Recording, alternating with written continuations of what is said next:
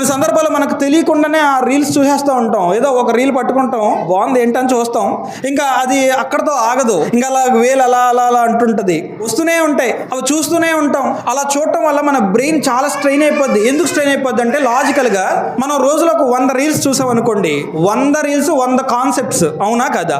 ఒకటి నవ్వించేది, ఒకటి వంటకి సంబంధించింది, ఒకటి ఆరోగ్యానికి సంబంధించిన రెమెడీ, ఇంకోటి ఏవో రాజకీయాలకు సంబంధించిన రీల్ ఏదో ఉంటుంది, ఇంకోటి ఏదో పనికిమాలిన రీలు, ఇంకోటి ఏదో పనికిమాలిన రీలు, ఒకదానికి పొంతన ఉండదు, సంబంధం లేని రీల్స్ 100 చూస్తాం రోజుకి.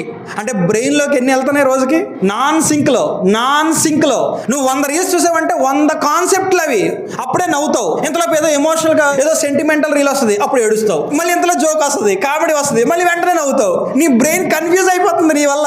ఇదేంటి 2 నిమిషాలు నవ్వుతున్నాడు, 2 నిమిషాలు ఏడుస్తున్నాడు, దానికి ఏం అర్థం కాదు. అది డిస్టర్బ్ అయిపోతుంటది, బ్రెయిన్ కన్ఫ్యూజ్ అయిపోతుంటది. నువ్వేం చేస్తున్నావు? 1 నిమిషం నవ్వుతున్నావు, మళ్ళీ వెంటనే అమ్మ సెంటిమెంటో లేకపోతే ఇంకేదో రీల్ వస్తుంది, ఒకలాంటి బాధకు గురవుతున్నావు, ఒకలాంటి ఎమోషన్ గురవుతున్నావు. అప్పుడు నీ బ్రెయిన్ ఏంటి ఇప్పుడేగా నవ్వాడు, ఇప్పుడే నవ్వు మళ్ళీ ఇంతలో ఏడుస్తున్నాడు ఏంటి అనుకుంటుంది బ్రెయిన్. ఒక గంటలో కొన్ని వందల ఎమోషన్స్, కొన్ని వందల రియాక్షన్స్, బ్రెయిన్ అంతా డిస్టర్బ్ అయిపోయి ఖరాబ్ అయిపోయి పిచ్చోళం అయిపోతున్నామండి. మీ బ్రెయిన్ ఇంకా కాన్స్టెంట్ గా దేని మీద పెట్టలేరు, మీరు ఏ విషయాన్ని కాన్స్టెంట్ గా నేర్చుకోలేరు, దేని మీద ఏకాగ్రత నిలపలేరు, మీ బ్రెయిన్ మీకు సహకరించదు. చాలా పాడైపోతున్నాం అండి సెల్ ఫోన్తో, చాలా పాడైపోతున్నాం.